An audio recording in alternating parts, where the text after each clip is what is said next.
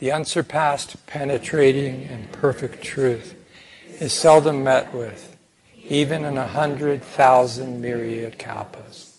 Now we can see and hear it. We can remember and accept it.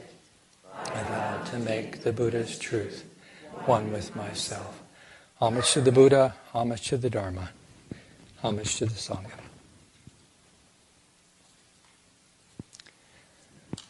I had to go down to the Bay Area this last week, and we were staying at the Berkeley Buddhist Priory, which is in Albany, right next to Berkeley.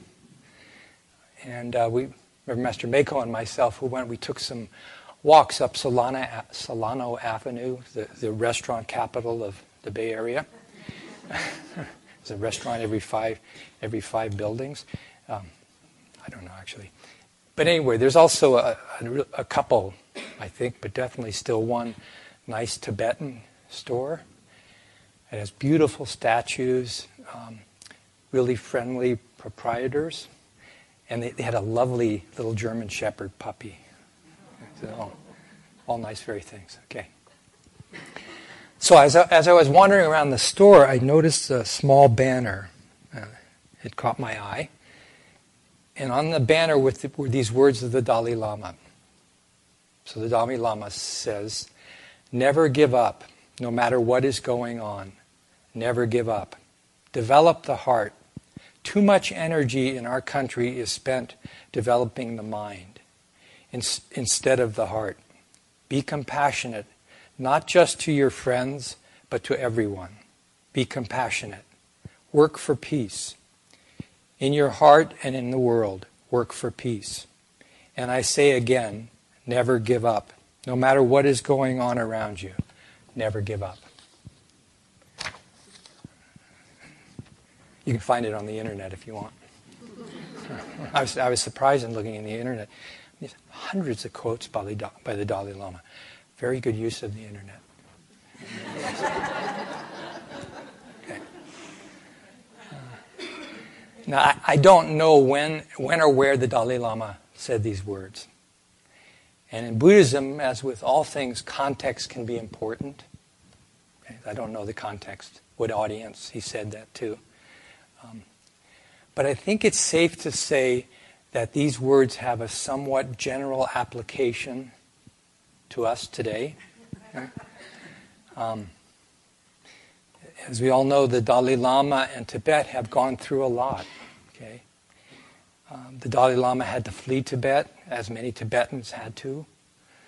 And the Tibetan situation today is a very difficult one. It's not resolved by any means, very difficult. And yet, the Dalai Lama has chosen to live by his words. Be compassionate, not just to your friends, but to everyone. And to me, he personifies never give up, no matter what. No matter what is going on. I would say that his practice is unconditional. So in this little paragraph, the Dalai Lama talks about developing the heart. And he says, too much energy in our country is spent developing the mind instead of the heart. Your country could refer to a lot of countries. As I said, I don't know the context of this. But I'd venture to say that this underdevelopment of the heart refers to our country as well. Okay? It's not that the Dalai Lama is anti-intellectual or is anti-education or higher education. The mind is part of our makeup as human beings. And education can be an integral tool to broaden our minds and perspective. It can really do a lot for people. In Buddhism, our use of the term mind can sometimes be confusing because we use it in a lot of different ways. So my name is Daishin, so the Shin part of my name translates roughly as heart-mind. Okay, so Dai is supposed to be big, broad, great. I'm not saying I am this, but by any means, but Sometimes Shin is referred to as heart, or sometimes it's referred to as heart-mind. This mind up here, okay, if we want to talk about that, its job is to think, to analyze, to reason, to remember. If we're honest with ourselves and honest with our own experience of the use of this mind, we can say that the mind and the intellect has its place and it has its limitations. Whether we are Buddhist or not, I think universally we recognize that the heart, that's our spiritual center, okay, comes from a place that can be deeper and more profound than the intellectual mind. That's what I believe. Okay. The heart can see things from a still place that allows patience, compassion, kindness, and generosity to be part of our response as human beings to conditions. The heart takes the long view and offers possibilities for forgiveness, equanimity, and unconditional peace. So the Dalai Lama says, work for peace in your own heart and in the world. So when we speak about a heart response, it doesn't mean a withdrawal from the world. I don't feel as a Buddhist monk I'm withdrawing from the world. It's just the thing I thought I could do best as a human being and hopefully help other human beings in that way.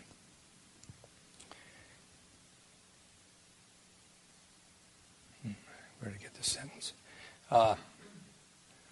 So the way we move in the world, I think, in our best way, is from a place of inner peace and compassion. So it's this peace within, and then we can take it out.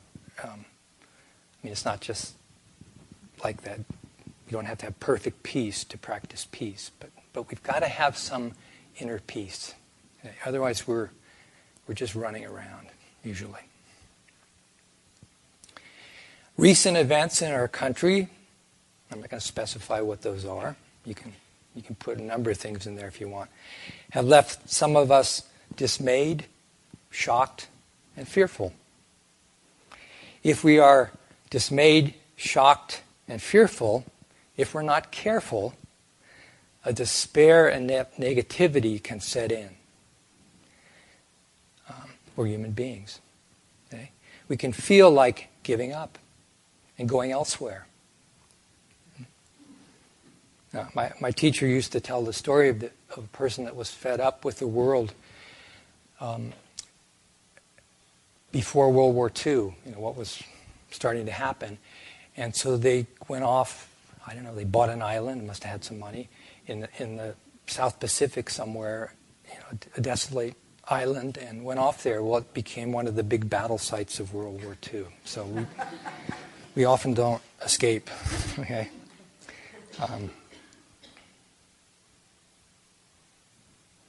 Buddhist practice and meditation can really help us out of this kind of dip of despair, just shock, fearfulness, dismay. It can help us with this. In Buddhism, we say that we are not in control of everything. That's the way it is. Try as we might to control everything, we are not in control. It won't work. It just doesn't work. And change is a constant in our lives. Things are one way, and then they're another way, and then they're another way. We also say that all beings have Buddha nature. Sometimes beings don't manifest Buddha nature, but their possibility to turn things around is still there. And of course, in Buddhism, there is the law of karma. We don't escape consequences of our actions. At some time, they will come due. And this is not a law of vengeance, okay? It's simply the way it is. How could it be any other way? And we get the consequences. get the consequences of our actions. There's no magic wand or pill in Buddhism for enlightenment and bliss. We have to get in there and do the work ourselves. Sometimes it's easy, sometimes it's difficult. My teacher, Master G.U. Kennett, said that religion is about doing something about yourself. It's very clear. It's not highfalutin anything. It's about doing something about yourself. The Buddha said, through effort, vigilance, restraint, and self-control, the wise person can become an island. No flood will overwhelm. So the Buddha was not using the analogy of an island as a place like that gentleman found in the South Pacific. It ended up not being very isolated, but he's not using an island as we isolate ourselves. But effort, vigilance, restraint, and self-control are really the context of living an engaged life, okay, with our fellow human beings. That's what we have to do. Maybe we have sometimes we have a rough time with other human beings, but that's who we have to live with. And human beings come in all sorts.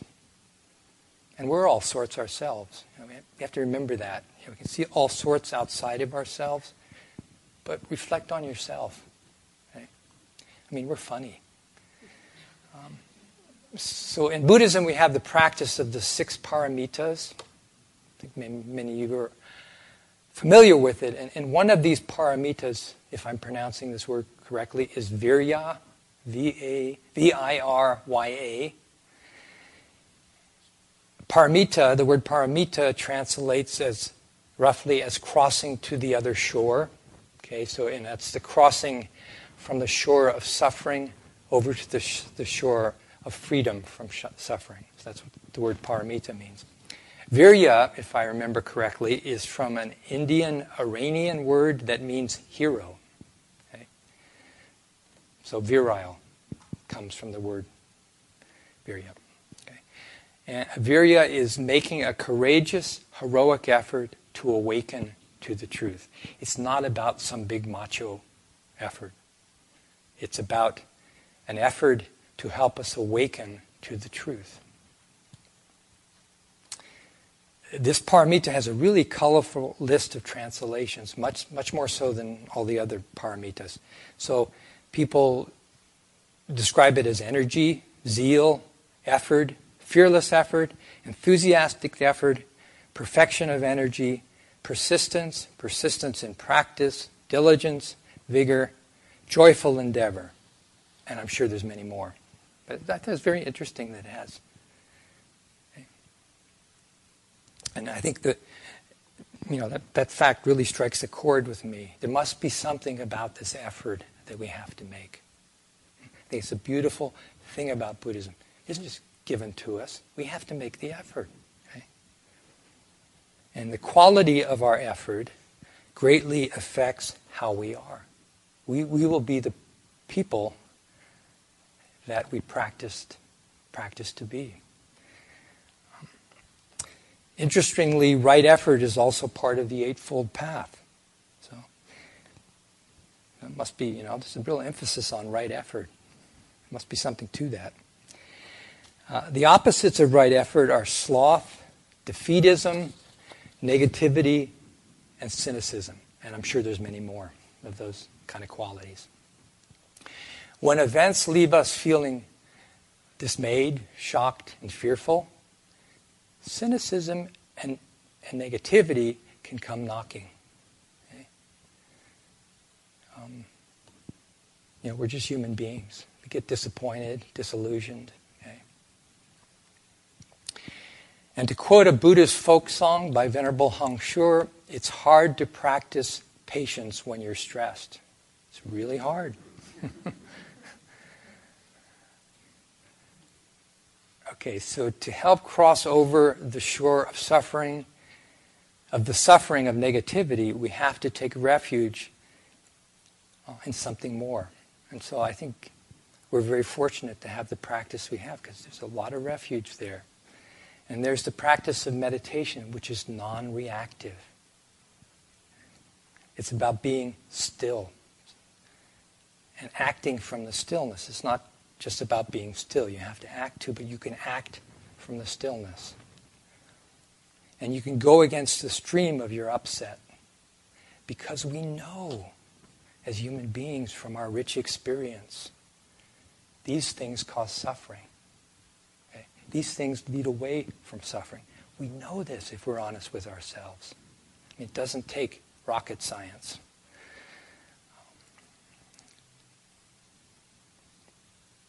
So it's very easy in our world to tweet something cynical. I think that's the right term, tweeting the thing you do. And now that you can do that, you can tweet something, and it goes all over the cyber world, which is all over the world, okay? And if we're not careful, an offhanded comment that we made, in our disappointment or worse, is taken as a reality. I find that very strange, but it is. Or it's taken as a truth. And it is, I think we better work on that one. So I think it's much better in these times to have a heart that is patient, generous, compassionate, and kind. These are the ways of the Buddha. Yeah, the Buddha didn't teach any highfalutin anything. He taught patience, generosity, compassion, and kindness. And we can be bigger than the smallness of a world that can tit for tat. You did this, so I'll do this. And you react that way, now I'll react this way. And it goes on and on and on. And the chain of karma doesn't get broken. So we're not bad if we feel discouraged. I felt a little shocked in recent days. But the thing is, discouragement, being shocked, it's not a place to stay for long. Because it doesn't serve us well. Okay, it colors our whole world. Okay, there's something that has happened, and our reaction, if we're not careful, it colors our whole world. Okay, let's look at something totally different. October brought us 10 plus inches of rain in the Mount Shasta area. Last year at this time we had a half an inch of rain, I think. Yesterday's snow was the earliest snow we've had at our elevation in years. It was very common for it, a number of years back, for it to snow around Thanksgiving. It rained all through the night last night. For a number of years we just didn't have a long rain. And that sound of the rain on your roof, that beautiful sound, just didn't hear it. Okay? I know these things alone will not end global warming and 5 years of drought in California. But they help. And that's something. And I think there's something about, not meeting saying, oh, well, it's just a little bit. I don't know. We don't know what kind of winter we're going to have here. Hopefully it's wet and there's a lot of snow. But we just don't know. We can do what we can, to help in the universe. But there's positive, things going on all the time. And if we're not careful, when we get in a state of shock and negativity and, we just don't see those things. We just see everything that's wrong. My teacher was a very positive person. She's a very realistic person. She felt Buddhism was a very realistic religion. It wasn't pessimistic. People say Buddhism, all you do is talk about suffering. No, actually, if we talk about suffering, we say that there is an end to suffering. That's what the Buddha always taught. So there is an end to suffering. And that end doesn't have to be death or leaving this planet. It's actually, you can find an end to suffering unconditionally. Her life, Master Jiyu Kenneth's life, was not an easy life. She went through World War II in England.